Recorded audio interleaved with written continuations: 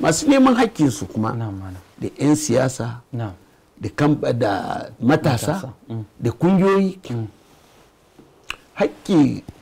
kokari ne ko yake kun nemi haƙƙi shugabanni akwai wanda suka akwai abin da ba daidai ba ne abin da suka yi ba daidai ba ne su ma sun yadda shugabanni suna fara mataimaki shugaban kasa ya fara ya ce kudi ne wani suka sata ya wuce hankali mai za su yi da shi suna sane neman hakkinka wajibi ne muna so ku kafa kungiyoyi da masu da sarakuna da malamai ku canja wani saro shaja na zauna na tattauna da su a rinka fito da ilimi da basira amma kage da yarfe da kuma kama shugaba ka tsine masa ka dai kamar yaro dan kwaya kama sunan shugaban kasa ko dan wansa musulmi minista ko tsine masa zagi na jindin mace ka san Allah ba zai yarda da wannan abu ba ba kunya mahaukata muke ba ka gan yaro yanzu in ya kama mutum na zagi malam za ka yi mamaki sarki musulmi ne malamai ne shugaban kasa ne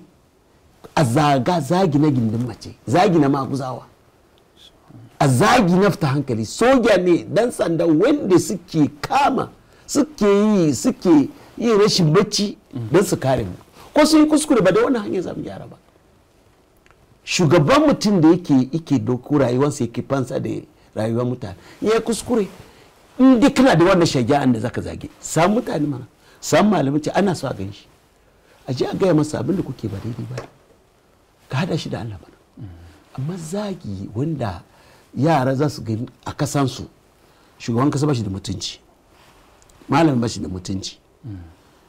ba wanda ke da mutunci kai na samu wasu masunci sun samu dama za su kashe 'yan siyasa su kashe malamai su kashe 'yan kasuwa ta 'yan kasuwa kuma mai suka yi mako wanda ba su ba da taimaka da zaka da suke ba fakirai da miskinai da abubuwan da suke yi ka tasi ne masu ka ce kuma zaka kashe su me suka yi ma ya kamata mun su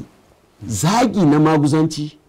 kai duk hushin da kake yi shi ba zai kawo maka arziki ba tun ba zai yi maka arziki ba la duniya wala lahira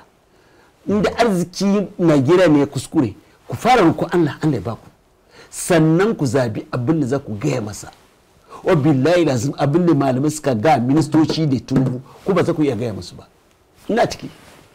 wanda aka gaya masu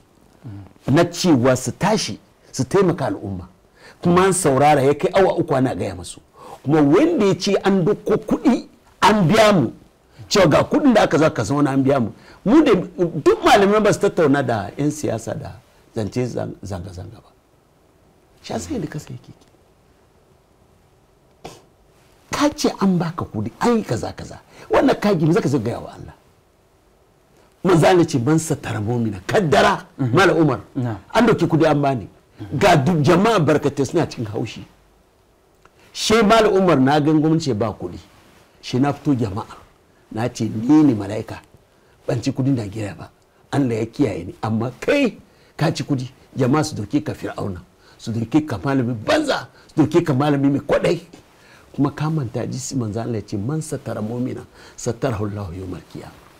ya kamanta da wannan hadisi ya kamanta da wannan hadisi kaddar dan wanka ya karbi kudi baranta na wallahi lahira zaka yi bayani ba haka ke rayuwa ba ba haka ke ba kwamitin da ake na malamai wala za taro gidan baba nafi ahmad wallahi ba wannan shi zai karo idan mu malamai wata na malamai dare abin da za su ci don ina da aboki dan siyasa kafin ya zama mutum da ya bani kudin a ci abinci ko ya bani kudin mota na je yin nasiya in shiga motar to shi ce biya ni kudi ƴaƴan talakawa ne fa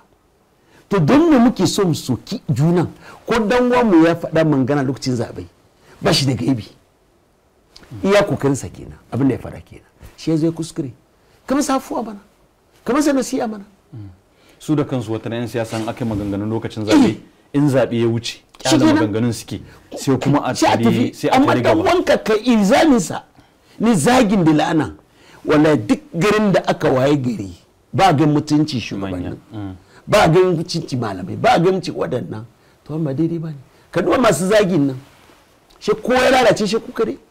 kai da kake zagin maguzawa zagin al'auran mace kai ne mutum kirki ko ya lalace